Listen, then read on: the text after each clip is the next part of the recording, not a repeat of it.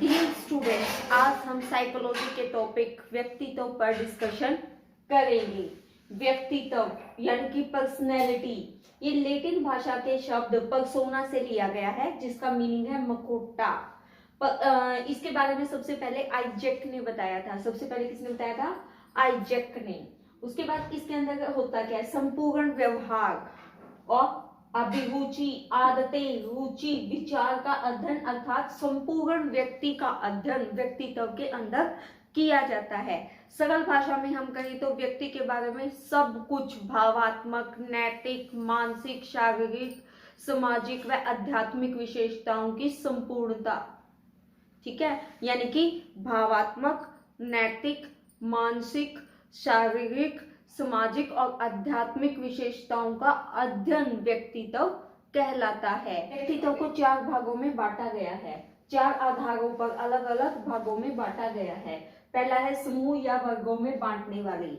इन्होंने व्यक्तित्व को समूह में या वर्गों में डिवाइड किया है। नाम है हिप्पोक्रेटस, क्रेचमर, जुंग, सेल्डन। 4 राइटर है, हिप्पोक्रेटस, क्रेचमर, जुंग, सेल्डन। नेक्स्ट है विकासवादी दृष्टिकोण। विकासवादी दृष्टिकोण किसने अपनाया? Adler, Sigmund Freud. एडलर और सिगमंड फ्रॉइड। उसके बाद नेक्स्ट है गुणों के आधार पर किसने बांटा व्यक्तित्व को? R B Cattell. व्यक्तित्व के आधार पर किसी का नाम आता है तो कौन है? RB cattle. नेक्स्ट है विशेष वर्गों या समूह में बांटने वाले। जिन्होंने वर्गों या समूहों में बांटकर व्यक्तित्व के बारे में बताया वो कौन है? आइजैक।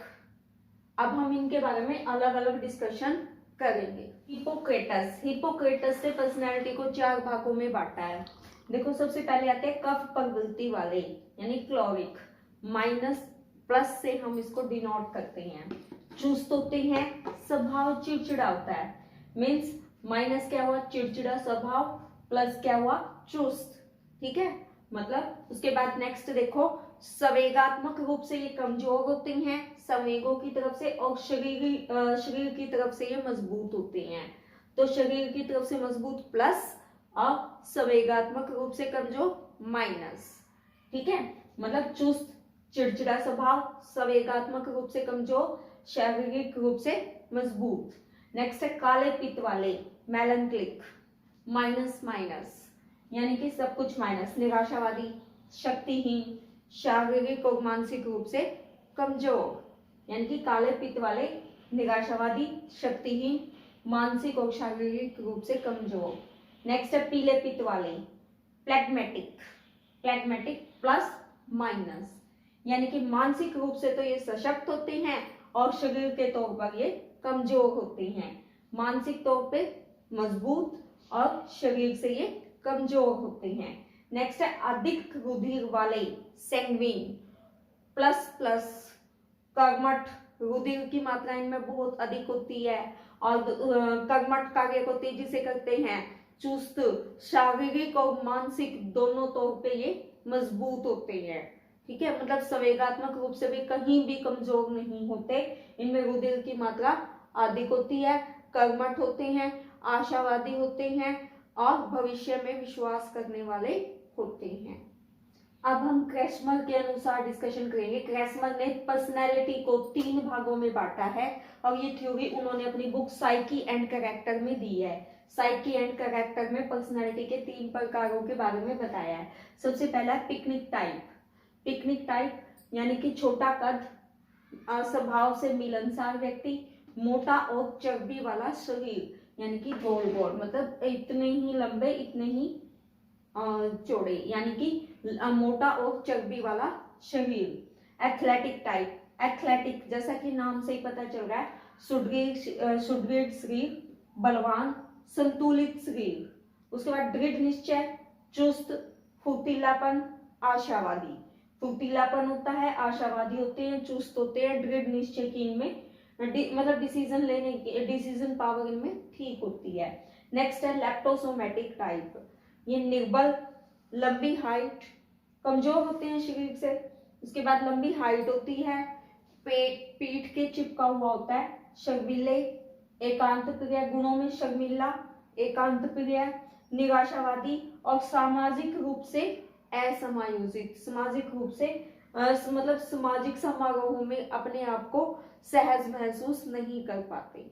ने वर्गीकरण भी 3 प्रकार से ही किया है, लेकिन मतलब विशेषताएं वही रखी हैं जो क्रेचमर ने रखी थी, बस नाम चेंज किए हैं। शेल्डन ने बोला एंडोमॉर्फिक यानी कि गोलाकार, पिकनिक टाइप व्यक्ति की तरह ये होते हैं। क्रेचमर के पिकनिक टाइप व्यक्ति की तरह होते हैं, छोटा कद, मोटा शरीर। नेक्स्ट है मेसोमॉर्फिक यानी कि आयताकार, एथलेटिक टाइप, लंबे संतुलित शरीर, चुस्त, हर काम को करने में सबसे आगे रहने वाले।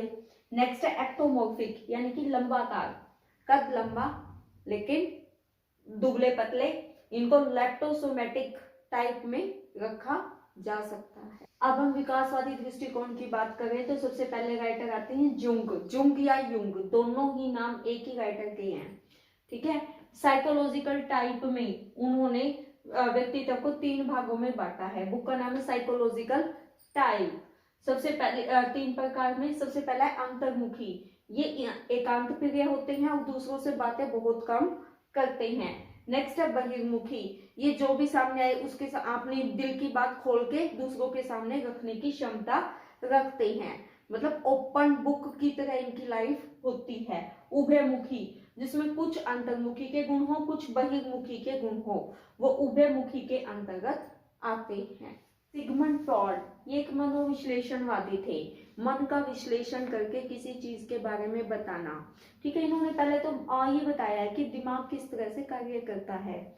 इन्होंने 3 भागों में बांटा है, चेतन माइंड, अचेतन माइंड और उसके बाद जो माइंड जिससे हम कार्य करते हैं, यानी कि 90% दिमाग जो है वो हमारा अचेतन दिमाग है, ठीक है, जिसके बारे में हम इतना स्टडी नहीं कर पाए हैं आज तक, मतलब वो 90% दिमाग हमारा कार्य नहीं करता। अगर कार्य करता है तो सिर्फ 1%, ठीक है। 1% में ही मतलब बर्फ के टुकड़े को अगर पानी के प्याले में डाला जाए तो जो शीशा बर्फ का ऊपर तिरकता हुआ दिखता है ना, सिर्फ उतना ही हिस्सा हमारा दिमाग का कार्य करता है। उन्होंने 3 भागों में बांटा है पर्सनालिटी को, इदम, अहम, परम अहम। 3 चीजों के बारे में बताया है। इदम में बताया उन्होंने कि एक इंसान के अंदर कुछ पार्श्विक प्रवृत्तियां होती हैं, अनैतिक भावनाएं होती हैं, इंद्रिय जनित सुखों की खोज में व्यक्ति मनुष्य कार्य करता है। नेक्स्ट है ईगो। ईगो जो पुलिसमैन के तौर पर कार्य करता है। इदम में तो अगर कोई व्यक्ति गलत कार्य करने की सोचता भी है, उसके दिमाग में गलत कार्य अनैतिक कार्य करने की आती भी है, तो उसको कौन रोक देता है? ईगो, क्योंकि ये पुलिसमैन की तरह से कार्य करता है। इसके अंदर सही या गलत की क्षमता का विकास होता है और गलत कार्य करने से रोकता है ईगो। उसके बाद है परम अहम यानी कि super ego. Super ego, super ego के अंदर व्यक्ति के आदर्श और उसके मूल्य, नैतिक स्वरूप उसका प्रतिनिधित्व करते हैं। इसके द्वारा वो वास्तविक की खोज कर आदर्शों पर जोर देता है। मीन्स आदर्शों की खोज कहाँ होती है? सुपर ईगो में, ठीक है। अहम, जब एक आदमी हद से ज्यादा मतलब गलत कार्य करने की सोचता है तो अहम उसको रोक देता है, लेकिन जब वो अहम बढ़ जाता है, आदमी अपने आदर्श और सिद्धांत बना लेता है, तो उसको परम अहम के अंतर्गत रखा जाता है, जहां पे वो आदर्शों पर जोर देता है। एडलर ने अपोज किया है फ्रॉड को। उसने फ्रॉड के जो काम से रिलेटेड उनकी थ्योरी है उनको पूरी तरह से अपोज किया है, उसके खिलाफ बोला, उसको क्रिटिसाइज किया है। व्यक्तित्व को उन्होंने बताया कि व्यक्तित्व तो व्यक्ति के जीने का ढंग है, यानी कि व्यक्ति के श्रेष्ठ और महत्वपूर्ण कार्यों को जीने का ढंग ही व्यक्तित्व कहलाता है। इसको वर्गों और समूहों में बांटना गलत है। एक मनोविश्लेषणवादी थे, इसके साथ एडलर और जुंग का वर्गीकरण है, जो वो भी विकासवाद के साथ साथ मनोविश्लेषणवाद में ही आता है। मन का विश्लेषण किया जाए जहां में फ्रॉइड ने मन को 3 भागों में बांटा है। चेतन दिमाग 1/10 होता है ये, ठीक है। अर्ध चेतन, इसका कोई भी पैमाना नहीं है, ये चेतन और अचेतन के बीच में संतुलन कायम करने वाला दिमाग है जिससे हम सोचते हैं, ठीक है। अचेतन 9/10 भाग, मतलब जिन चीजों के बारे में हम सोच नहीं पाते वो हमारे अचेतन से दिमाग में चली जाती हैं। और अर्ध चेतन में गई हुई चीजें हमारे पास मेमोरी में हमारे पास वापस आ जाती है चेतन दिमाग में, अगर हम थोड़ा सा याद करने की कोशिश करें तो। ठीक है, इसके बाद इन्होंने दो टर्म्स के बारे में बताया फ्रॉइड ने लिबिडो की थ्योरी दी थी। लिबिडो सबसे इंपॉर्टेंट क्वेश्चन है, फ्रॉइड ने लिबिडो की थ्योरी दी थी। लिबिडो की थ्योरी कहते हैं कि उन्होंने दो शब्दों के बारे में बताया था, इडिपस कॉम्प्लेक्स और ओडिपस कॉम्प्लेक्स। इडिपस कॉम्प्लेक्स होता है पिता का पुत्री के प्रति स्पेशल प्यार, और ओडिपस कॉम्प्लेक्स होता है माता का पुत्र के प्रति स्नेही। ठीक है, फ्रॉइड ने लिबिडो की थ्योरी को 5 भागों में बांटा है। उन्होंने जो अवस्थाएं बताई है वो है oral stage, anal stage, phallic, latency, genital. देखो सबसे पहले ओरल स्टेज यानी कि मुखावस्था 0 से 2 वर्ष तक होती है ये। एनल स्टेज गुदावस्था 2 से 3 वर्ष तक। ठीक है, फैलिक स्टेज स्पर्शावस्था 3 से 5 वर्ष तक। लेटेंसी स्टेज गुप्तावस्था यानी कि 6 से 12 वर्ष। जेनिटियल स्टेज यानी कि लैंगिक अवस्था 12 से 18 वर्ष। ये एक बच्चे का विकास है। ठीक है, उन्होंने 5 स्टेजों के बारे में बताया है, oral stage, anal stage, phallic stage, latency stage, genital stage. 0 से 2 वर्ष तक मुखावस्था, गुदावस्था 2 से 3 वर्ष तक, स्पर्शावस्था 3 से 5 वर्ष तक, गुप्तावस्था 6 से 12 वर्ष तक, लैंगिक अवस्था 12 से 18 वर्ष तक। लिबिडो की थ्योरी किसने दी थी? इसको काम की थ्योरी भी कहा जाता है, ये दी थी फ्रॉइड ने। सिगमंड गुण संबंधी दृष्टिकोण गार्डन ऑलपोर्ट ने 1936 में व्यक्तित्व का को बांटा है गुण संबंधी दृष्टिकोण के आधार पर, यानी कि गुणों के आधार पर। ये थ्योरी दी थी 1936 में। ठीक है, उन्होंने सबसे पहले 17,953 गुणों की खोज की जो एक व्यक्ति के अंदर पाए जाते हैं, लेकिन बाद में उन्होंने इन्हीं गुणों को चेक किया तो 1956 में उन्होंने इनको 4,000 गुणों पर रख दिया, बाकी काट दिए। उसके बाद दोबारा से चेक किया तो 171 गुणों पर रख दिया। फिर दोबारा से चेक करने पर उन्होंने सिर्फ व्यक्ति के अंदर 16 गुणों के बारे में बताया। ये 16 गुण कौन कौन से हैं? भावुक, विवेकशील, सीमित, दबंग, गंभीर, आध्यात्मिक, डरपोक, नाजुक, शंकालु, व्यवहारशील, चालाक, आत्मविश्वासी, रूढ़िवादी, दूसरों पर निर्भर, अनुशासनहीन, चिंतामुक्त।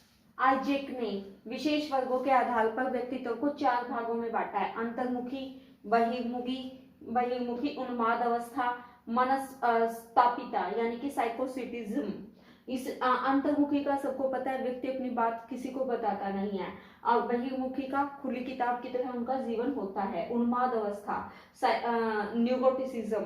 ठीक है, इसके ऊपर 1969 में क्यूटेल ने पूरी स्टडी भी की है कि ये मतलब मानसिक रोगों को ठीक करने की अवस्था होती है।